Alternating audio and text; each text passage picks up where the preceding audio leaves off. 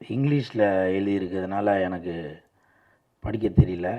அப்போ நான் பிஆர்ஓ கிட்ட தான் கேட்டேன், சார் இங்கிலீஷில் பேர் போட்டிருக்கேன் சார், இங்கிலீஷ் படமா அப்படின்னேன். இல்லை சார் இது தமிழ் படம் தான், ஆனால் இங்கிலீஷ் டைட்டில் மாதிரி இருக்குது அப்படின்னு சொல்லி சொன்னார். படம் பேர் என்ன அப்படின்னு கேட்டால் ஃபஸ்ட் நைட்டுன்ட்டார். சார் என்ன சார் ஃபஸ்ட் நைட்டுன்னு ஒரு படமா? சார் ஃபஸ்ட்டு இல்லை சார், லாஸ்ட் நைட். அந்த நேரம் அவர் சிக்னல் சரியாக கிடைக்கல போல். அப்போ தான் எனக்கு அவரோட ஃபீலிங் தெரிஞ்சுது. ஓ சார் வந்து ஏதோ ஒரு பாதிக்கப்பட்டிருக்காரு போல் அப்படின்னு. அதுக்கப்புறம் நான் மறுபடியும் கேட்டேன், சார் சரியாக காதில் கேட்கல சார் அப்படின்னு. அப்போ அவர் சொன்னார் லாஸ்ட் நைட் அப்படின்னாரு. நல்ல வேலை நான் ஏதோ, ஏன்னா இப்போ நிறையா பேர் கூல் சுரேஷ் வந்து வேறு மாதிரியே எல்லாம் இது பண்ணிகிட்ருக்கீங்கல்ல, அதனால் நான் எதுவும் ஃபஸ்ட் நைட்டுக்கு இப்போ இதுக்கு வந்திருக்கேன் போல் அப்படின்னு எதுவும் தவறாக எதுவும் ப்ரொமோட் பண்ணிடக்கூடாதுன்றதுக்காக நான் படத்தோட பேர் கேட்டேன். அப்போ லாஸ்ட் நைட், அதாவது இழந்த இரவுகள் அப்படின்னு தான் அதுக்கு அர்த்தம்னு நினைக்கிறேன். இந்த படத்தோட இயக்குனர் சோனு நீங்கள் கிட்ட வாங்கப்பா, கிட்ட வாங்க. சோனு அவர்கள் வந்து இப்போ பேசும்போது ரொம்ப ஃபீல் பண்ணி சொன்னார், நீங்கள் கவலைப்படாதீங்க, சோனுன்னு இந்தியில் ஒரு நடிகர் இருக்கார் தெரியுமா, சோனு சூட்டு. அவர் மிகப்பெரிய நடிகர், மிகப்பெரிய சமூக சேவையெல்லாம் செய்துட்டு வராரு. அந்த மாதிரி நீங்களும் மிகப்பெரிய இடத்துக்கு வருவீங்க, சரிங்களா? ஒரு கிளாப் கொடுங்களாம்பா, சரிங்களா? கண்டிப்பாக உங்கள் அப்பா நினச்ச மாதிரி நீங்கள் ஒரு மிகப்பெரிய இயக்குனராக வருவீங்க, கதாநாயகனாக வருவீங்க. ஓகே, வாழ்த்துக்கள் வாழ்த்துக்கள். அதே மாதிரி இங்கே உள்ளே வந்தவொன்னே சொன்னார், சார் கூல் சுரேஷ் சார், இந்த லாஸ்ட் நைட் அந்த படத்தோட செகண்ட் பார்ட்டில் நீங்கள் தான் சார் ஹீரோ அப்படின்னு வெளியில் வந்தவொடனே சொல்லிட்டார். எனக்கு வந்து ரொம்ப சந்தோஷமாக இருந்துச்சு. இதுக்கு ஒரு கிளாப் பண்ணலாமா? வயிற்றுச்சலில் இருக்கிற மாதிரி இருக்கா? ஸோ அதனால் கண்டிப்பாக இந்த படம் மிகப்பெரிய ஹிட் ஆகிறதுக்கு நான் உங்களுக்கு சப்போர்ட் பண்ணிட்டு தான் இருப்பேன். இன்னொரு முக்கியமான விஷயம் என்ன தெரியுங்களா? இந்த டீம் வந்து மலையாள டீம்னு சொல்லிட்டு இருக்காங்க. உண்மையிலேங்க மலையாள காற்று எல்லாம் இப்போ இங்கே தமிழ்நாட்டில் தான் அடிச்சிட்ருக்கு. தலைவர் தம்பி தலைமையில்ன்ற படம் மிகப்பெரிய ஹிட்டு.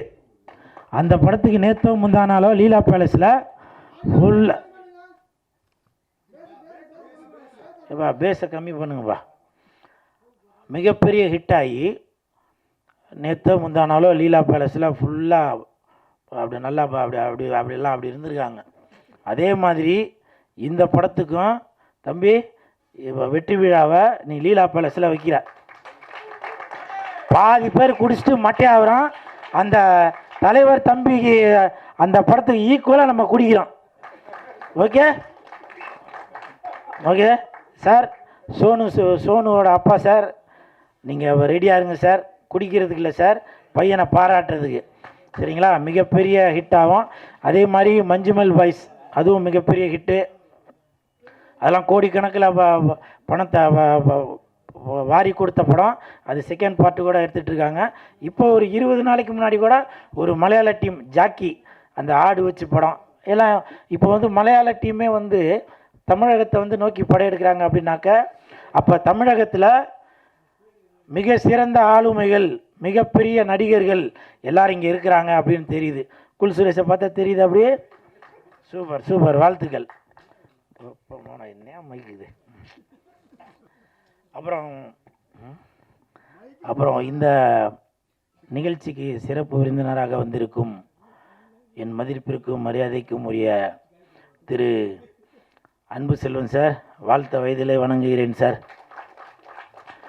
நான் சும்மா பெருமைக்காக சொல்ல, மேடைக்காக சொல்ல, உண்மையிலேயே என் தாய் தந்தைக்கு பிறகு என்னை வந்து இப்போ வரைக்கும் அவரோட குரூப்பில் சிறுபட தயாரிப்பாளர் சங்கத்தில் என் மீது ஒரு அக்கறை வச்சு டெய்லி ஒரு மெசேஜ் போட்டுகிட்டே இருக்கார். இந்த படத்துக்கு ஹீரோவாக கூல் சுரேஷை போடுங்கப்பா, இந்த படத்துக்கு இந்த கேரக்டருக்கு கூல் சுரேஷை போடுங்கப்பா அப்படி. உண்மை தானே சார்? நான் சில மெசேஜ் பார்க்காட்டியும் அந்த குரூப்பில் உள்ளவங்களே அந்த மெசேஜ் வந்து எனக்கு ஃபார்வர்ட் பண்ணுவாங்க. கூல் சுரேஷை பயன்படுத்துங்க, இன்றைக்கி வந்து கூல் சுரேஷ் வந்து அவ்வளோ பிரபலமாக இருக்கிறாரு, நீங்கள் வந்து ஒரு கோடு மட்டும் போட்டிங்கன்னா தேட்டர் வரைக்கும் ரோடு போடுவார் அப்படின்னு. ஸோ அந்த அளவுக்கு என் மீது பாசமும் நேசமும் வைத்துள்ள சிறுபட தயாரிப்பாளர் சங்கத்தின் தலைவர் திரு அன்பு செல்வன் ஐயா அவர்களுக்கு என் மனமார்ந்த நன்றி. உங்களை மாதிரி நல்லவங்க வந்து வாழ்த்தினாதான் இந்த மாதிரி சின்ன படங்கள் மிகப்பெரிய ஒரு வெற்றி அடையும் அப்படின்றது என்னுடைய நம்பிக்கை. செல்வத்துள் செல்வம் செவிச்செல்வம் அச்செல்வம் எல்லாமே தமிழ் செல்வம். உங்களுக்கு என் அன்பு செல்வம், உங்களுக்கு மனமார்ந்த வாழ்த்துக்கள். இந்த சிறுபட தயாரிப்பாளர் சங்கத்தில் நான் உறுப்பினராக இருக்கேன். உள்ளே செல்லாதீர்கள் அந்த படத்தோட இயக்குனர் இளையராஜா அவர்கள், அவரும் உறுப்பினராக இருக்கார். உள்ளே செல்லாதீர்கள் படத்தோட தயாரிப்பாளர் முத்து மனோகர் அவர்கள், அவரும் உறுப்பினராக இருக்கார். அப்போது இன்றைக்கி நான் இந்த அளவுக்கு வந்திருக்கேன் அப்படின்னாக்க அதற்கு மிகப்பெரிய ஒரு முக்கியமான காரணம் அன்பு செல்வன் சார் தான். அதில் மாற்று கருத்தில் தயவு செஞ்சு ஒரு கிளாப் கொடுங்களாம். அதே மாதிரி சிறப்பு விருந்தினராக வந்திருக்கும் சுரேஸ்வர் கரெக்டுங்களா, சுரேஸ்வர் சாருக்கு என் மனமார்ந்த வாழ்த்துக்களையும் நன்றிகளையும் தெரிவித்துக் கொள்கிறேன். அப்புறம் மேடம் மதுவந்தி மேடம், அவங்க வந்தது எனக்கு அவங்கள விட ஓஜி மகேந்திரன் சாரே வந்து என் பக்கத்தில் உட்காந்துருக்க மாதிரி ஒரு பெரிய லெஜண்ட், அவங்க என் பக்கத்தில் உட்காந்துருக்க மாதிரி எனக்கு அப்படி ஒரு பிரமிப்பு. நான் ஒரு 3 மாதத்துக்கு முன்னாடி மதுவந்தி மேடமோட ஒரு ஒரு இன்டர்வியூ ஒன்று பார்த்தேன். சூப்பர் ஸ்டார் அவர்கள் நடித்த முத்து அந்த படத்தில் மீனா மேடமுக்கு பதிலாக நம்ம மதுவந்தி மேடம் தான் நடிக்க வேண்டியது அப்படின்னு சொல்லி அவங்களே ஒரு பேட்டியில் சொல்லியிருந்தாங்க. அவங்களும் மீனா மேடமும் நல்லா நடிச்சிருக்காங்க. இவங்களும் நான் ஒரு கற்பனை பண்ணி தான் பார்த்தேன். தில்லானா தில்லானா நீ தித்திக்கின்ற தேனா திக்கு திக்கு நெஞ்சில் தில்லானா, ஒரு இமேஜினேஷன் பண்ணி பாருங்களேன். ஒரு கதாநாயகி அதே மாதிரி குழுவாலிலே முத்து மலர்ந்தல்லோ அந்த பாட்டெலாம் யோசிச்சு பாருங்கள் எப்படி இருக்குன்னு. முத்த விடுங்க, எனக்கு தெரிஞ்சு அவங்க படையப்பா படத்தில் கூட மதுவந்தி மேடம் அவர்கள் படையப்பா படத்தில் கூட அவங்க சௌந்தர்யா மேடமுக்கு பதிலாக கூட நடிச்சிருக்கலாம். ஏன் படையப்பா படத்தில் வர நீலாம்பரிக்கு பதிலாக கூட நடிச்சிருக்கலாம். அவங்க மிகப்பெரிய ஒரு ஸ்டேஜ் பர்ஃபார்மர். நான் சில இதில் எல்லாம் பார்த்தேன். நான் அவங்க அந்த கண்ணுலலாம் அப்படி பண்ணுவாங்க பாருங்க, அந்த நடனத்துக்கு பேர் எனக்கு தெரியல, அப்படிலாம் அப்படி பண்ணுவாங்க. அப்படி சும்மா அப்படியே ஒரு பிரமிப்பாக இருக்கும். அந்த நான் செல்ஃபோனில் தான் பார்த்தேன். அதை மேடையில் பார்க்கறதுக்கான குறிப்பனை எனக்கு கிடைக்கல. மேடம் அடுத்த நிகழ்ச்சிக்கு என்னை கூப்பிடுங்க மேடம், நான் கண்டிப்பாக வருவேன். நான் அப்படி கண்ணெல்லாம் அப்படி பண்ணுவாங்க.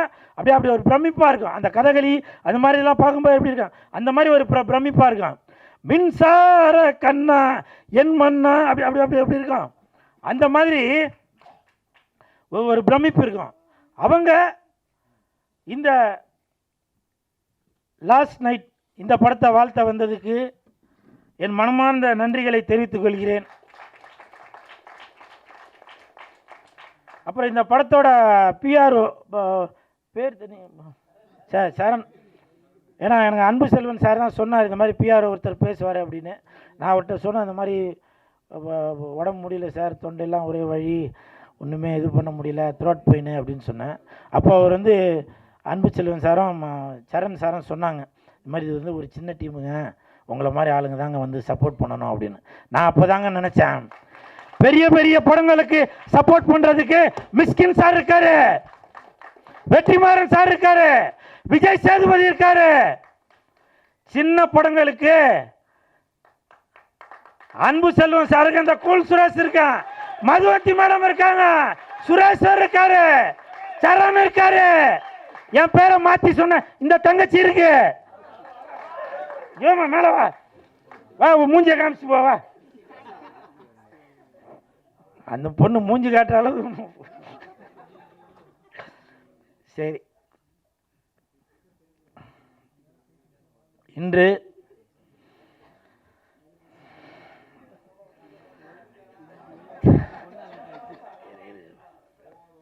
இன்று தாவேகா டிவிகேவோட மூன்றாம் ஆண்டு என்னதுவா? பார்த்தீங்களா? இதுதாங்க மதுவந்தி மேடம்ன்றது. அவங்க வேற ஒரு கட்சியை சேர்ந்தாலும் அவங்க டக்குன்னு அந்த டிவிகே கட்சியை எடுத்து கொடுத்தாங்க. பார்த்தீங்களா? இதுதான் இல்லப்பா, ஓஜி மகேந்திரன் சாரோட வளர்ப்புன்னு சொல்றேன்.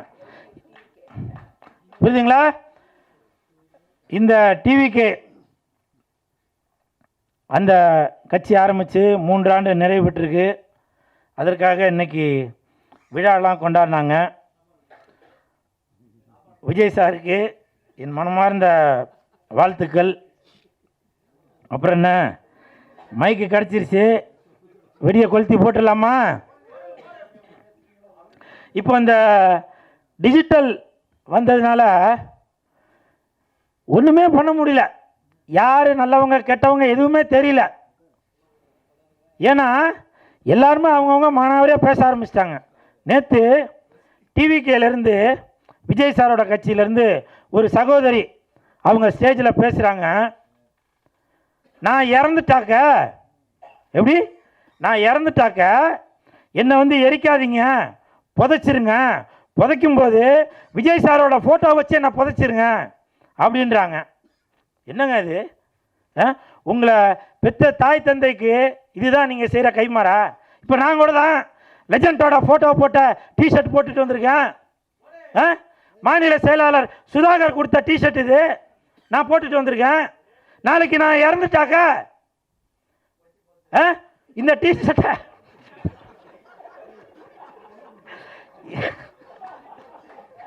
ஏவா பாலா, நீ ஒரு 10 நிமிஷம் வெளியில் இருக்கியா? கண்டென்ட்டை கெடுக்கிறதுல இருக்கிற நீ. சார் படத்தை பற்றி தான் சார் சொல்கிறேன். இது லாஸ்ட் நைட்டு சார். நான் இறந்துட்டா கூட இந்த அடையாயா அப்படி பண்ணிடுறேன். இந்த டிஷர்ட்டை போட்டு என்னை வந்து புதைச்சிருவீங்களா? லெஜண்ட் அவர்கள் புதைக்க வேண்டிய ஆள் இல்லை, விதைக்க வேண்டிய ஆள், வளர்ந்துட்டே போகிற ஆள். அப்படி இருக்கும்போது நீங்கள் விஜய் சாருக்கு சப்போர்ட் பண்ணணும் அப்படின்ற ஒரு எண்ணம் இருக்கும்போது நீங்கள் எப்படி ஒரு பொது மேடையில் எப்படி பேசணும்? அப்படிதான் இன்னொரு சகோதரி பேசுகிறாங்க. என் வீட்டில் வந்து 9 ஓட்டு இருக்கு, 9 ஓட்டும் போடலன்னா நான் சாப்பாட்டில் விஷத்தை வச்சு கொண்டுருவேன். இது பரவாயில்ல. இன்னொரு சகோதரி, நான் விஜயனாவை பார்த்துட்டேன், சுடுகாடுலேருந்து எழுந்து வந்த மாதிரி இருக்கு. இதெல்லாம் பார்க்கும்போது எனக்கே மனசு ரொம்ப சங்கடம். ஏன்னா நான் வந்து விஜய் சாரோட ரசிகன். இந்த கூலுன்னு பேர் வர்றதுக்கு காரணமே விஜய் சார் தான். துல்லாத மனம் துள்ளுலேருந்து நான் இந்த கூலுன்ற டாலர் தான் போட்டுட்ருக்கேன். அப்படி நீங்கள் விஜய் சாருக்கு சப்போர்ட் பண்ணுறீங்க அப்படின்னாக்க அப்போ நீங்கள் என்ன பண்ணணும்? நீங்கள் எந்த தவறு செய்தாலும் உங்களுடைய தலைமையை தான் அது பாதிக்கும். அப்படி இருக்கும்போது பேசும்போது எங்கள் தலைவர் இது பண்ணுவார், அது பண்ணுவார், மக்களுக்காக அது செய்வார், இது செய்வார்னு அப்படி நீங்கள் உங்களுடைய கருத்துக்களை கொண்டு வாங்க. அதை விட்டுட்டு நீங்கள் வந்து மண்ணுக்குள்ளே புதைக்கணும், வெட்டி சாய்க்கணும், சாப்பாட்டில் விஷ வைக்கணும் அப்படின்னாக்க ரொம்ப பயமாக இருக்குதுங்க. தமிழ்நாட்டில் தான் இந்த கூல் சுரேஷ் வாழ்கிறேனா அப்படின்னு அவ்வளோ பயமாக இருக்கு. சரி, இது பரவாயில்ல. ஏன்னா விஜய் சார் சொல்லியிருக்காரு 2 பேருக்கு நடுவில் தான் போட்டியே அப்படின்னு. இன்னொன்று திமுகவில் அவர் சிவாஜி ராவ் சார், அவர் பேர் என்ன, புஷ்யானந்த் இல்லை சார், புஷ்யானந்தாங்க டிஎம்கே வந்தார். சிவாஜி கிருஷ்ணமூர்த்தி சார், அவர் வந்து ஒரு கெட்ட வார்த்தையை போட்டு அப்படி பேசுகிறாரு. எவ்வளோ பேர் இருக்கிறாங்க. அப்படி பேசும்போது அங்கே உள்ளவங்க வேணால் கைத்தட்டி ரசிக்கலாம்.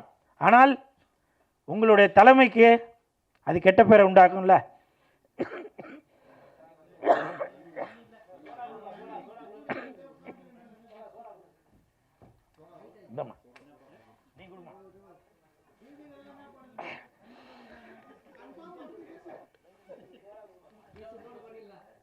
அப்போ நீங்க பேசுறது அந்த தலைமையில் உள்ளவங்களுக்கு அது கெட்ட பேர் உண்டாக்கும்ல.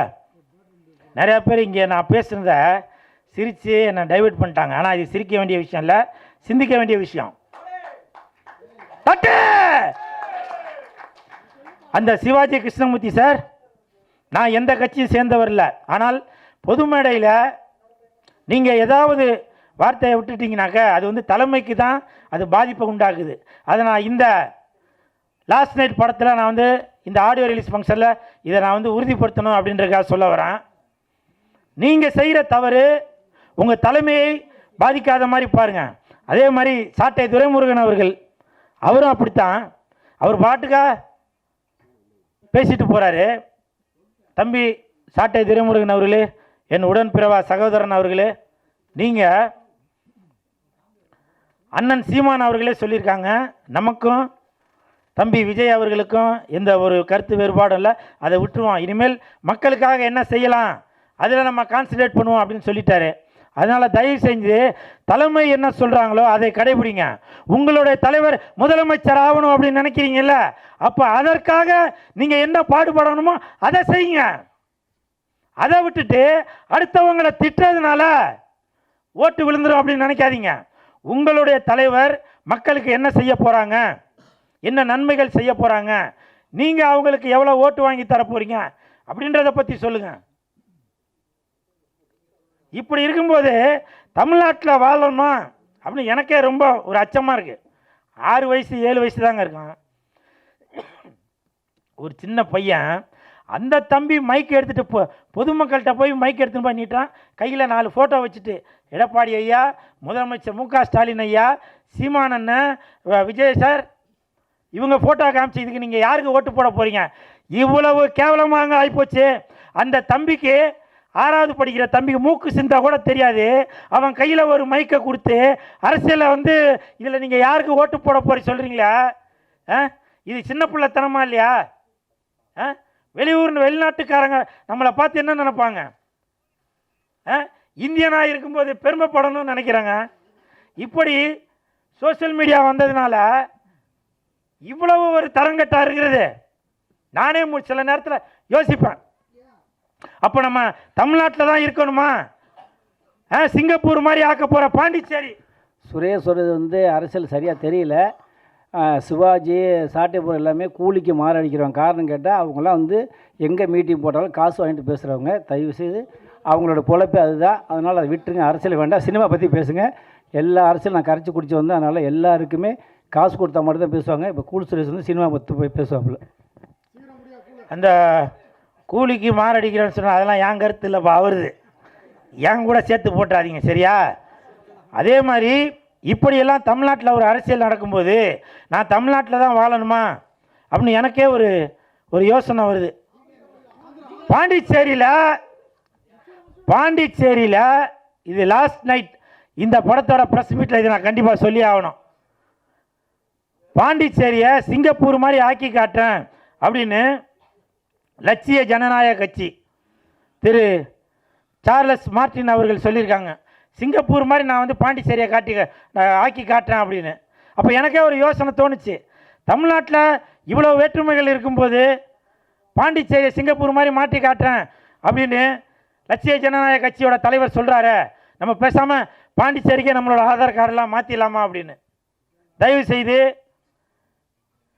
அரசியல் சம்பந்தமாக பேசுகிறவங்க உங்களுடைய கட்சி தலைமை என்ன சொல்லுதோ அதை சரியாக பேசுங்க. ஏன்னா நீங்கள் பேசுவது உங்கள் கட்சி தலைமைக்கு அவப்பெயரை உண்டாக்கக்கூடாது அப்படின்றதுக்காக அந்த கருத்தை நான் சொல்கிறேன். மறுபடியும் சொல்கிறேன், கூலிக்கு மாரடிக்கிறேன்னு சொன்னது நான் அல்ல, அவர். நன்றி, வணக்கம்.